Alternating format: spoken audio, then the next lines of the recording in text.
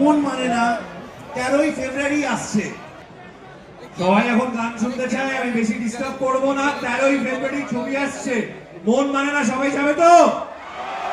Valentine's ডেতে girlfriend থাকুক না থাকুক, বয়ফ্রেন্ড থাকুক না থাকুক, যেতে হবে তো?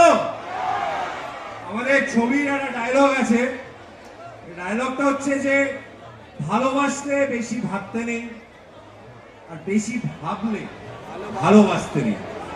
ফলে বেশি না ভেবে ছবিটা দেখতে যেতে হবে, ঠিক আছে? এটা মৌপিয়াকে দিচ্ছি, মৌপিয়া কথা বল।